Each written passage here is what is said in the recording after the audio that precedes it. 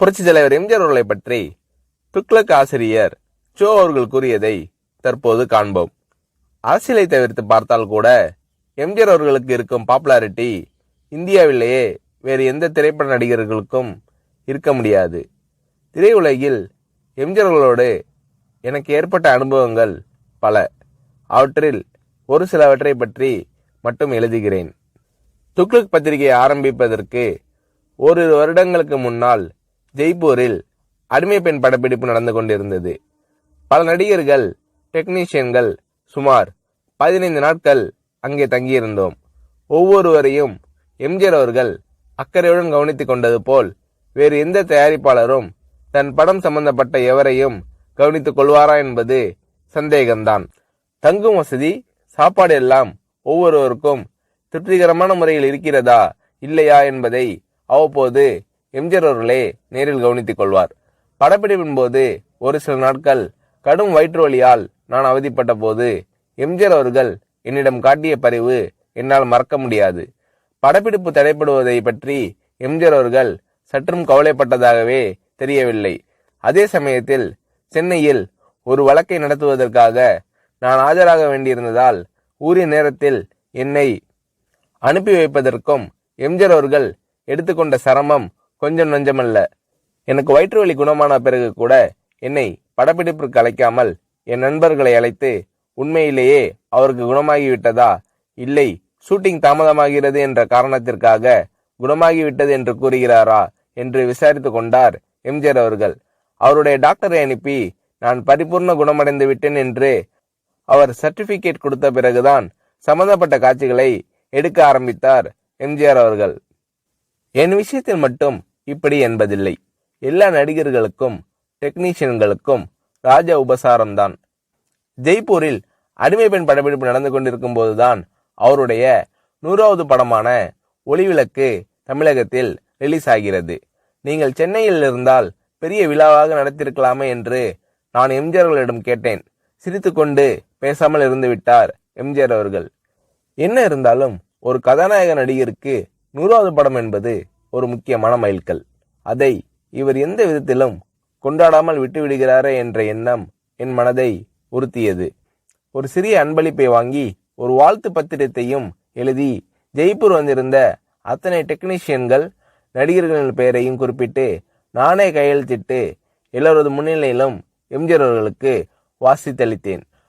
அதை வாங்கி கொண்ட எம்ஜிஆர் அவர்கள், என்ன இது, காகிதத்திலேயே 2 பக்கமும் எழுதிட்டீங்க, நான் இதை 2 பக்கமும் கண்ணாடி போட்டு ஃப்ரேம் போட்டு வச்சிக்க போறேன் என்று கூறினார். நான் செய்த சிறு காரியத்திற்கு எம்ஜிஆர் அவர்கள் தெரிவித்த நன்றி மனப்பூர்வமானதாக இருந்தது. ஒரு முறை ஷூட்டிங்கிற்காக ஒகேனக்கல் சென்றிருந்தோம். நான் போய் சேரும்போது எம்ஜிஆர் அவர்கள் அவுட்டோர் லொகேஷனில் இருந்தார். நானும் அந்த காட்சிகளுக்கு தேவை என்று என்னிடம் கூறினார்கள். மேக்கப் போட்டுக்கொண்டு நான் லொகேஷனுக்கு சென்றேன். என்னுடைய நண்பர்கள் சிறிது நேரம் கழித்து அங்கு வருவதற்காக காரில் புறப்பட்டிருக்கிறார்கள். இதற்குள் எம்ஜிஆர் அவர்கள் என்னிடம் லொகேஷனில் இடவசதி எல்லாம் சௌரியமாக இருக்கிறதா என்று கேட்டு தெரிந்து கொண்டார். அதன் பிறகு எம்ஜிஆர் அவர்கள் சம்பந்தப்பட்ட காட்சி முடிந்துவிடவே அவர் புறப்பட்டு போய்விட்டார். அவர் போகும் வழியில் என்னுடைய நண்பர்கள் காரில் எதிரே வந்து கொண்டிருந்திருக்கிறார்கள். அடையாளம் புரிந்து கொள்வாரா மாட்டாரா என்ற நினைப்பில் அவர்கள் எம்ஜிஆர் அவர்களை பார்த்தும் கூட பேசாமல் வண்டியை ஓட்டி கொண்டு வந்திருக்கிறார்கள். வண்டி அவர்களை கடந்து சில அடிகள் சென்ற பிறகு எம்ஜிஆர் அவர்கள் தனது வண்டியை நிறுத்த சொல்லி அவர்களுக்கு செய்கை காட்டி நிறுத்தி தன் வண்டியை பின்னோக்கி ஓட்ட செய்து இறங்கி வந்து எனது நண்பர்களை அழைத்திருக்கிறார். நீங்கள் எல்லாம் சோவின் நண்பர்கள் தானே, இடவசதி எப்படி இருக்கிறது, உங்களுக்கு போதுமா? சோவிடம் கேட்டால் அவர் எல்லாம் சரியாக இருக்கிறது என்று கூறி மழுப்பி விடுகிறார். ஏதாவது குறை இருந்தால் நீங்கள் சொல்லுங்கள் என்றெல்லாம் விசாரித்துவிட்டு அதன் பிறகுதான் மீண்டும் தன் வண்டியில் ஏறி புறப்பட்டு சென்றுள்ளார் எம்ஜிஆர் அவர்கள். மிக சாதாரண விஷயம் போல் தோன்றலாம், ஆனால் அந்த மாதிரி கேட்டிருக்க வேண்டிய அவசியமே எம்ஜிஆர் அவர்களுக்கு இல்லை. முகங்களை ஞாபகம் வைத்துக் கொள்வதில் எம்ஜிஆர் அவர்கள் வல்லவர். அதற்கு இன்னொரு உதாரணம். எம்ஜிஆர் அவர்களுடன் சத்யா ஸ்டுடியோவில் ஷூட்டிங்கில் கலந்து கொண்டிருந்தேன். என்னுடைய நண்பர் நீலு சில ஆண்டுகள் கல்கட்டாவில் தங்கிய பிறகு அன்றுதான் சென்னைக்கு திரும்பினார். என்னை பார்க்க சத்யா ஸ்டுடியோவிற்கு வந்தார். நான் அவரை எம்ஜிஆர் அவர்களுக்கு அறிமுகப்படுத்தி வைத்தேன். எனக்கு தெரியுமே, உங்கள் நாடகத்தில் இவர் நடித்ததை நான் தான் பார்த்திருக்கிறேனே என்றார் எம்ஜிஆர் அவர்கள். அதற்கு முன்தினம் எம்ஜிஆர் அவர்கள் எங்கள் நாடகத்திற்கு வந்திருந்தார். ஆனால் நீலுவோ அன்றுதான் கல்கட்டாவிலிருந்து திரும்பியிருந்தார். ஆகையால் நான் எம்ஜிஆர் அவர்களிடம் சொன்னேன், நேற்று நீங்கள் பார்த்த நாடகத்தில் அவர் நடிக்கவில்லை. கல்கட்டாவிலிருந்து இன்றுதான் சென்னைக்கே வந்திருக்கிறார் என்றேன். எம்ஜிஆர் அவர்கள் என்னை கேட்டார், நேற்று நடந்த நாடகத்தில் பார்த்தேன் என்று நான் சொன்னேனா? 3 ஆண்டுகளுக்கு முன்னால் திருவல்லிக்கேணியில் என்கேடி கலா மண்டபத்தில் மனமொரு குரங்கு நாடகத்தில் ஒரு அடங்கா பிடாரி மகனின் தந்தையாக அரிசி வியாபாரியாக நடித்தவர் இவர்தானே, அதைதான் நான் சொன்னேன் என்றார் எம்ஜிஆர் அவர்கள். நானும் சரி, நிலுவும் சரி, இதை எதிர்பார்க்கவில்லை. இவ்வளவு ஞாபக சக்தியா என்று வியந்தோம்.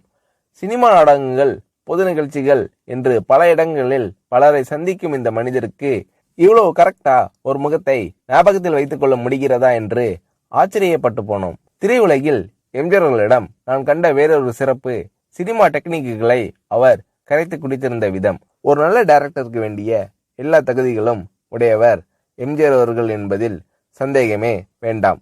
சண்டை காட்சிகளை படமாக்குவதில் வல்லவர் எம்ஜிஆர் அவர்கள் என்று கேள்விப்பட்டிருக்கிறேன். சில சமயங்களில் டைரக்ஷன் எம்ஜிஆர் என்று விளம்பரப்படுத்தப்படும் படங்களை பற்றி சிலர் வேறு யாரையாவது டைரக்ட் செய்ய சொல்லிவிட்டு அவர் தன் பெயரை போட்டுக் கொண்டிருப்பார் என்று கூற நான் கேள்விப்பட்டிருக்கிறேன். இது வெறும் பிதற்றல். இன்னும் சொல்ல போனால் பல சமயங்களில் எம்ஜிஆர் அவர்கள் படங்கள் வேறு டைரக்டரின் பெயரில் வெளிவரும்போது கூட அவற்றிலும் பல காட்சிகளை எம்ஜிஆர் அவர்களே டைரக்ட் செய்திருப்பார். இதுதான் உண்மை. எம்ஜிஆர் அவர்கள் செய்துள்ள தான தர்மங்கள் ஏராளம் என்பது எல்லோருக்கும் தெரியும். தவிர எந்தவிதமான விளம்பரமும் இல்லாமல் எம்ஜிஆர் அவர்கள் செய்துள்ள உதவிகளும் அநேகம் உண்டு. உதவி பெற்றோர்கள் கூட என்னிடம் கூறியிருக்கிறார்கள்.